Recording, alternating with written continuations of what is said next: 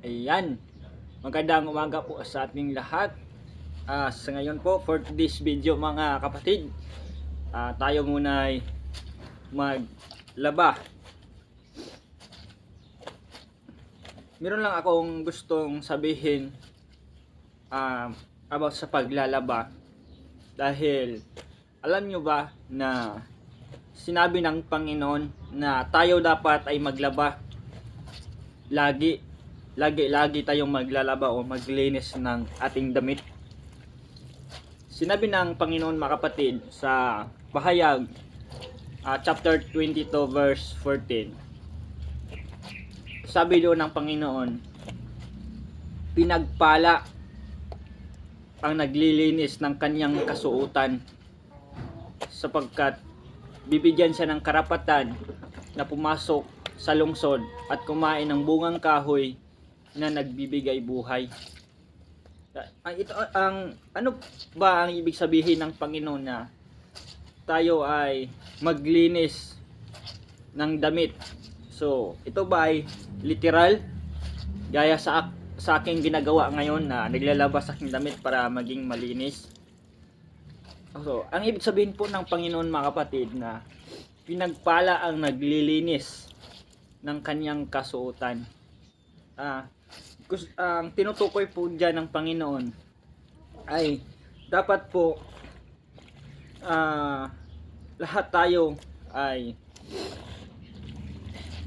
pagsikapin natin na hindi makagawa ng kamalian sa kanyang harapan. Iingatan natin ng ating sarili na hindi madumihan sa paggawa ng kasalanan. Kaya bakit po tayo naglalaba sa ating damit mga kapatid? Dahil nilalabahan natin ang ating damit dahil ito'y marumi na, mabaho, kaya nilalabahan natin para maging malinis at magiging bago o mabango. So, yun po ang ibig sabihin ng Panginoon. Dapat ang ating sarili, kasi ang kasalanan para sa Panginoon ay marumi para sa Kanya. Ang kasalanan ay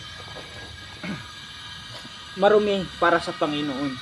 Kaya sabi niya, pinagpala ang naglilinis ng kanyang kasuotan sapagkat bibigyan siya ng karapatang pumasok sa lungsod. Lungsod po ang tinutukoy mga kapatid ay yung New Jerusalem. Yun po ang tinutukoy sa lungsod, yung New Jerusalem na titirhan ng mga taong maliligtas sa pagdating ng mga araw. Sabi ng Panginoon, bibigyan niya ng karapatang pumasok sa lungsod at kumain sa bunga ng punong kahoy na nagbibigay buhay. So, yun po mga kapatid, no? Kaya, itong paglalaba, kinuha ng example ng Panginoon ang paglalaba. Kasi, siyempre, tayo pag naglalaba tayo dahil gusto natin yung ating damit ay maging malinis at magiging mabango. Ganyan din po sa Panginoon mga kapatid. Sabi ng Panginoon na dahil ingatan natin ng ating sarili na hindi madumihan sa mga kasalanan.